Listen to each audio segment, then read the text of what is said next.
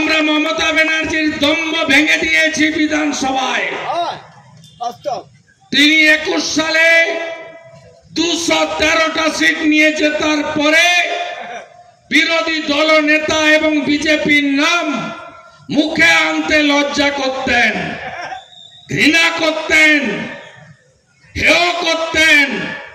সেই মমতা ব্যানার্জিকে আমরা লাগাতার বিধানসভার ভিতরে লড়াই করে এমনকি প্রধান বিরোধী দল হিসেবে সেই রামপুরহাটের বকটুইতে যেখানে 7 জন মুসলিম মহিলাকে 4 জন শিশুকে পুড়িয়েছিল, সেখান থেকে শুরু করে হাঁসখালি, ময়নাগুড়ি, আমডাঙ্গা, মগরাহাট, গোটা রাজ্যে যেখানে যেখানে মানবাধিকার লঙ্ঘিত হয়েছে, মানুষের উপরে অত্যাচার হয়েছে, ভারতীয় জনতা পার্টির এমএলএরা পৌঁছে গেছেন আগে।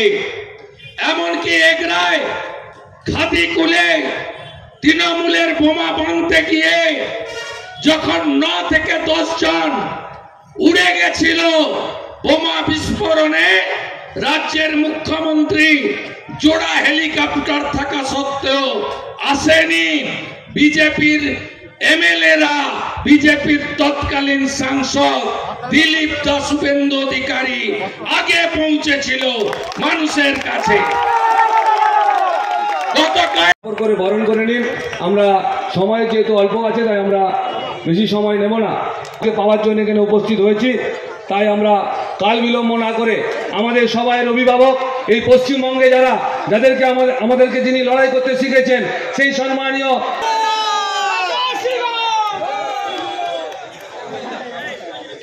भारत माता की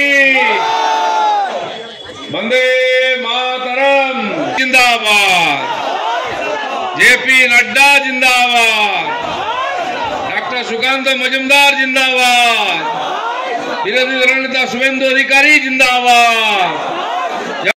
না ভদ্রলোকের লোকেদের উপরে হাত পড়েছে, শিক্ষিত সমাজ ডাক্তারের গায়ে হাত পড়েছে, তাই পশ্চিমবাংলা গরম হয়ে গেল। 2 মাস 2.5 মাস ধরে আন্দোলন চলছে, জাস্টিস জাস্টিস। তো রাস্তায় নামলে লোকেরা, মায়েরা নেমেছেন, রাত দখল করেছেন, হাতে মোমবাতি নিয়ে রাতের পর রাত জেগেছেন। কেন? এর অন্যায়ের বিচার চাই।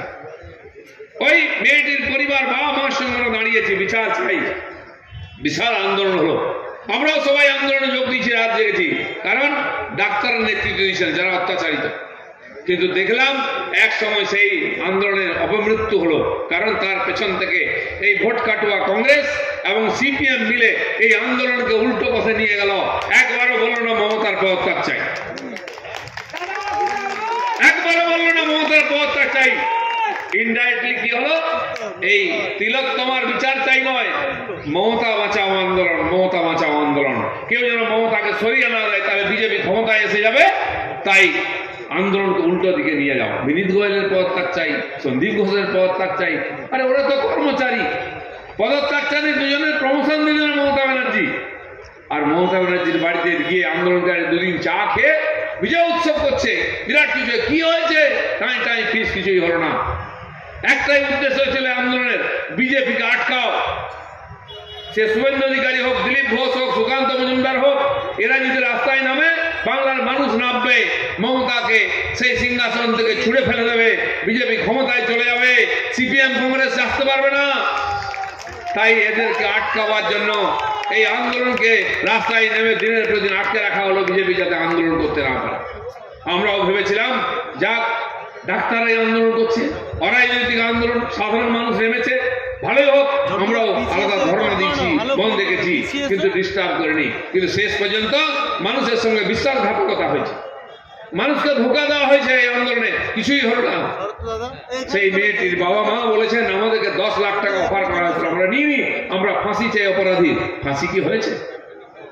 মাঝখান থেকে চন্দ্রচূড়, যিনি সুপ্রিম কোর্টের চিফ জাস্টিস ছিলেন, তিনি ঝাঁপিয়ে বললেন এই আন্দোলনে। কেউ তাকে বলেনি আপনি বিচার করুন। হাইকোর্টে গেছিল লোকেরা, হাইকোর্টের বিচারে আমরা খুশি ছিলাম, তদন্ত হচ্ছিল, আন্দোলন হচ্ছিল। মাঝখান থেকে তিনি ঝাঁপিয়ে পড়ে বললেন আমরা সব ঠিক করে দেবো। সিবিআই কে ডেকে আনলেন, উনি এখন রিটায়ার্ড হয়ে যাচ্ছেন, কিছুই হলো না, সব চাপা পড়ে গেল। এই এত বড় অপরাধকে যারা চাপা দিয়েছে, যারা মানুষকে বোকা বানিয়েছে, তাদের বিচার হবে। ভারতীয় জনতা পার্টি এর পুরোপুরি বিরুদ্ধে আছে।